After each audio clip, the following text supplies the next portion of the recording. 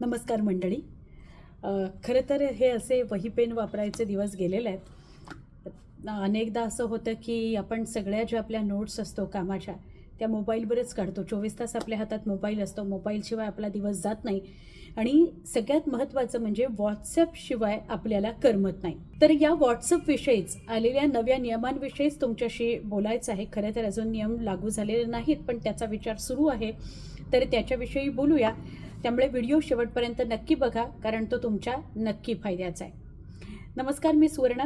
आपण सध्या 24 तास हातात फोन असतो, त्यामुळे व्हॉट्सअप वापरतो आणि वारेमाप मेसेजेस आपण आपल्या सगळ्या मित्रमैत्रिणींना, आप्तस्वकीयांना, नातेवाईकांना करत असतो. मग आपले मेसेजेस कसे असतात, तर आपले मेसेजेस टेक्स्ट मेसेजेस असतात किंवा आपण फोटो व्हिडिओ पाठवतो, आपण काही फाईल्स पाठवतो, आपण वेगवेगळ्या प्रकारे काही लिंक्स आपल्या सगळ्या व्हॉट्सअपच्या माध्यमातून सगळ्या लोकांना शेअर करतो. तर आता हे सगळं जे काही आपण करतो त्याच्यावर निर्बंध येऊ शकतात. का निर्बंध येऊ शकतात? त्या स्वातंत्र्यावर, कितीही कुणालाही वारेमाप मेसेज करण्यावर बंधनं येऊ शकतात असं आम्ही का म्हणतोय?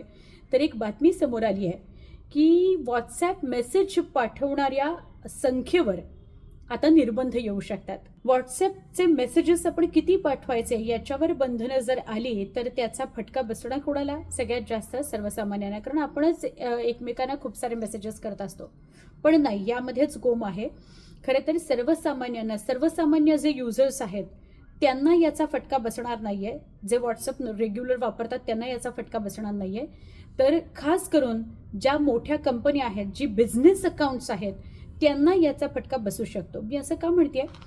तर हा निर्णयच याकरता घेतला गेलेला आहे की समजा जर माझं बिझनेस अकाउंट आहे आणि मी एखाद्याला मेसेज करते, वारंवार मेसेज येत आहेत, पण समोरचा कुठलाच रिप्लाय देत नाही आहे. मग अशा प्रकारे जे कोणी युजर्स असतील ज्यांना खूप सारे मेसेजेस येतात पण ते रिप्लाय करत नाही आहेत, तर त्या पाठवणाऱ्या व्यक्तीवर बंधन येणार आहेत. म्हणजे मी एखाद्याला पाठवते मेसेज, पण त्याचा काही रिप्लाय येत नाही आहे, तर माझ्या त्या व्यक्तीला मेसेजेस पाठवण्यावर मासिक बंधन येणार आहे. एक मासिक मर्यादा येणार आहे की तुम्ही त्या व्यक्तीला किती मेसेजेस पाठवू शकता जर तो समोरनं तुम्हाला रिप्लाय देत नाही आहे. आता हा जो निर्णय घेण्याचा विचार सुरू आहे त्याचा सगळ्यात जास्त फटका कुणाला बसेल? तर जे बिझनेस अकाउंट्स आहेत त्यांना बसेल. कारण आपण सुद्धा सध्या स्पॅम मेसेजेसला हल्ली खूप कंटाळलेलो आहोत. प्रत्येक स्पॅम मेसेज जो दिवसभरात येतो, एका वेळेला 2-2, 4-4 येतात दिवसभरात.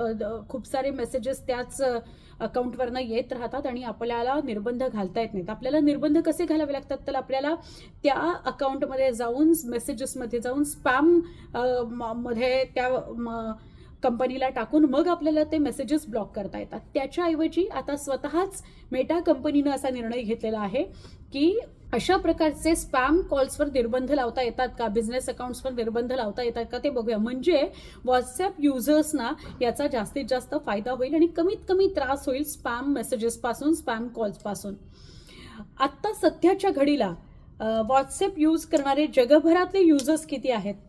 तर आश्चर्य आहे, पण 3 अब्ज म्हणजे 3 अब्जाहून अधिक इतके व्हॉट्सॲप युजर्स जगभरामध्ये आहेत. तर सर्वसामान्य युजर्सना याचा नक्कीच फायदा होणार आहे.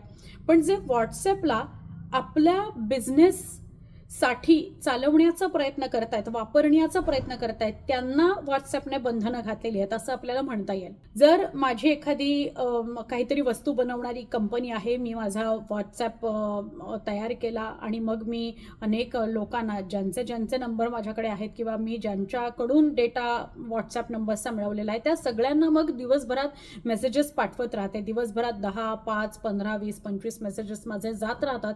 समोरनं रिप्लाय काही येत नाही. जेव्हा समोरनं रिप्लाय येत नाही तेव्हा बंधनं ही जो पाठवतोय त्याच्यावर येणार आहेत. मासिक मर्यादा त्याची चॅट करण्याची, मेसेजेस पाठवण्याची, त्याच्यावर बंधनं येणार आहेत आणि हा खूप मोठा निर्णय आहे. त्यामुळे आपल्याला स्पॅम मेसेजेस येतात, स्पॅम ज्या गोष्टी आपल्यापर्यंत पोचतात त्या सगळ्या आपल्यापर्यंत कमी पोचतील. आता विषय एवढा आहे की हा निर्णय लागू झालाय का, हा नियम लागू झालाय का? तर नाही, अजून सुद्धा मेटा कंपनीनं हा निर्णय लागू केलेला नाही, नियम लागू केलेला नाही. याचं टेस्टिंग सुरू सुरू आहे. काही देशांमध्ये याचं टेस्टिंगही पूर्ण झालं आहे आणि तो नियम लागूसुद्धा करण्यात आला आहे. पण अजूनसुद्धा भारतामध्ये तो नियम लागू झालेला नाही, त्याचं टेस्टिंग सुरू आहे. जेव्हा टेस्टिंग होईल तेव्हा त्याची मेटाकडून अधिकृत घोषणा होईल आणि मग ते बदल आपल्याला आपल्या व्हॉट्सअपमध्ये बघायला मिळतील. तुर्तास तरी असं म्हणायला हरकत नाही की स्पॅम मेसेजेसचा आत्ता जरी त्रास होत असला तरी काही दिवसांनी, काही महिन्यांनी कदाचित आपल्याला यातून मुक्तता मिळणार आहे. तसा विचार मेटा करत आहे. आपल्या युजर्सना कमीत कमी त्रास व्हावा यासाठी प्रयत्नशील आहेत आणि म्हणून या मर्यादेवर आता टेस्टिंग सुरू आहे आणि कदाचित हा नियम पुढच्या काही काळामध्ये लागू सुद्धा होईल. असेच अनेक 2-4 वर्षामध्ये व्हॉट्सअपने निर्बंध घातले, नियम घातले आणि हे सगळे निर्बंध, नियम हे युजर्सच्या सुरक्षिततेच्या दृष्टीने, त्यांचा डेटा कुठे लीक होऊ नये या दृष्टीने आपल्याला कार्यान्वित केले गेलेले बघायला मिळतात.